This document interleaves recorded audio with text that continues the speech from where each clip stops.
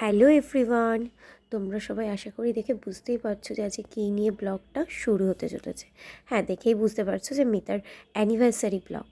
তো চলো কী কী করলাম, কীরকমভাবে কাটালাম দিনটা, সেটাই তোমাদের সঙ্গে আজকে শেয়ার করব।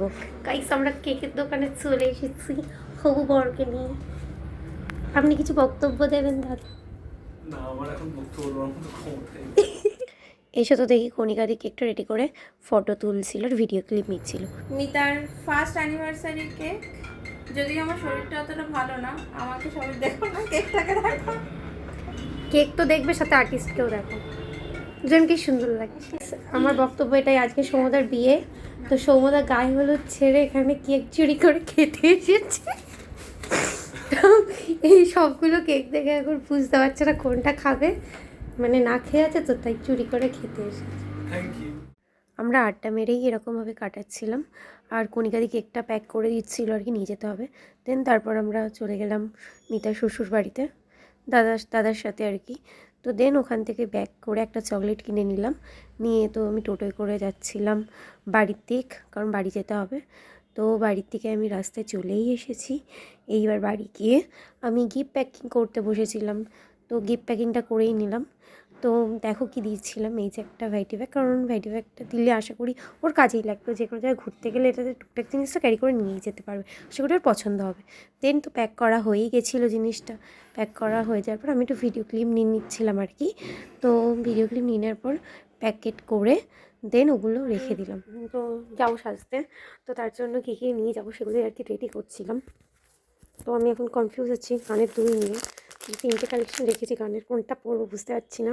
চুড়ি নিয়েও কনফিউজ, চুড়ি পরবো না ব্রেসলেট পরবো, ডানারটা একটা হাতে বাজ পরে নেবো। তারপর এবার আমি বেরোবো। ভিডিওটা অনেকটা পর থেকে শুরু করলাম আর কি, আমার একটু লেট হয়ে যাচ্ছে যেতে। তো এখন আমি যাচ্ছি মিমিদি স্টুডিওতে। শর্টকাট রাস্তায় নিয়েছিলাম, যেহেতু আমার বাড়ির থেকে মিমিদি স্টুডিও খুব একটা দূর না। তারপর মিমিদির স্টুডিওর কাছে একদম চলেই এসেছিলাম। তো গেটটা খুলে সোজা চলে গেলাম মিমিদির মেকআপ স্টুডিওতে। আর এই যে দিদি বুঝে গেছে ব্লগ করছি, তাই হাই করে দিল। তো তারপর আমি ওয়েট করছিলাম ভাইয়ের জন্য, ভাইকে ফুল আনতে দিয়েছিলাম, তো ভাই সেগুলো আনতে এসেছিলো।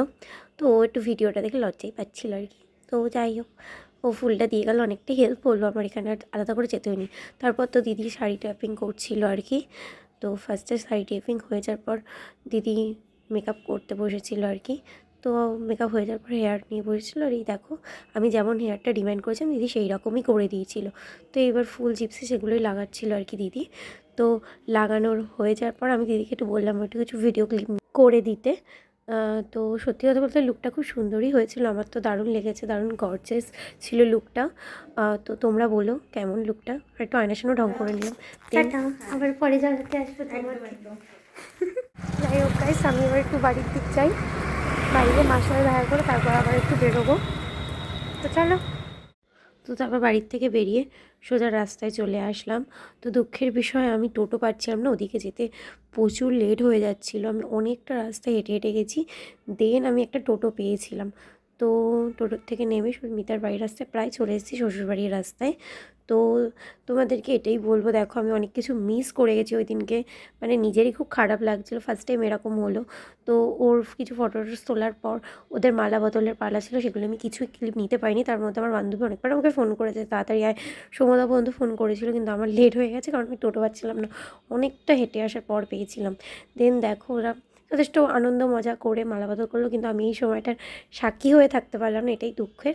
তো আমি ওখানে আমার বান্ধবীদের বলছিলাম একটু কিছু ভিডিও ক্লিপ নিয়ে রাখিস, এমনিও রাখতো, তো আমি তাও বলেছিলাম নিয়ে রাখছি, আমি ওগুলো পরে নিয়ে নেবো। তো সেগুলো নিলাম আর তোমাদেরকে দেখানোর জন্যই, আর আমার কাছেও থাকলো, যেহেতু আমি ভিডিওয় দেখে নিলাম কি কি হয়েছে না হয়েছে। তো সত্যি কথা বলতে গেলে ওর নাকি সিঁদুরটা পরে সত্যি আরও সুন্দর একটা লুক লাগছিলো, আর দারুণ লাগছিল ওকে দেখতে।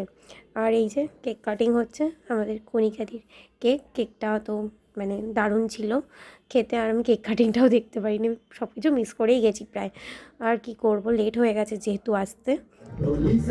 দেন তারপর আমি চলে এসে আমি আমার বান্ধবীকে খুঁজছি, তোকে দেখতে পাচ্ছিলাম না। তারপর আমি আমার অন্য বান্ধবীদের দেখতে পেয়ে গেছিলাম।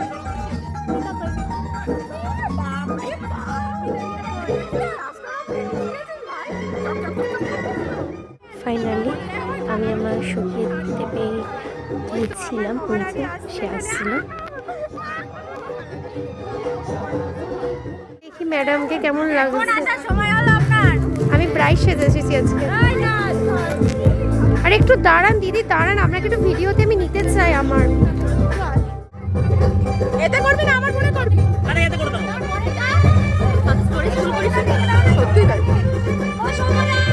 তারপর তো দাদাকে ডাকছিলাম দুজনকে একসাথে দাঁড় করেই আর কি গিফটটা দেবো ওদেরকে। তো দাদার এলো, তারপর দুজনকে একসাথে দিলাম। তো যাই হোক, গিফটটা দেওয়ার পর ওখানে কেক চলে এসেছিলো, তো সেটাই খাচ্ছিলাম আর কি। কেকটা তো দারুণই ছিল, আলাদা করে কিছু বলার নেই। তারপর তো দেখি আমার বান্ধবী ওখানে বসেছে ফটো তুলতে, সত্যি ওকে দারুণ লাগছিলো, মহারানীর মতন। দেন আমরা ফটোটা তোলার পর ওরা বলছে একটু নাচো, তো আমি আরও একটু নেচেই দিলাম, কারণ আমরা দুজন নাচতে খুবই ভালোবাসি। তারপর একটু ঢং করে ভিডিও করব না আমি, তা কখনো হয়? আর তোমাদেরকে তো বলে গেছি, তোমরা বললো লুকটা কেমন ছিল আমার, সবাই একটু কমেন্ট করে জানিও। দেন ওরা দুজন নাচছিল, তারপর আমি ওদের মধ্যে সামিল হয়ে গেলাম নাচার জন্য। আর এই যে আমরা দুজন তো নাচতে বিশাল ভালোবাসি, যেটা আগেই বলেছিলাম। আর একটা নাচার কিছু পেলে তো দুজনে নাচবে, কারণ ওর বিয়ের সময় সেভাবে আমাদের দুজনে একসাথে নাচা হয়। তো অ্যানিভার্সারি একটু নেচে নিলাম। তো যাই হোক, খুব মজাই করেছি, দিনটা দারুণ ছিল। আর বললো সবাই আমার বান্ধবী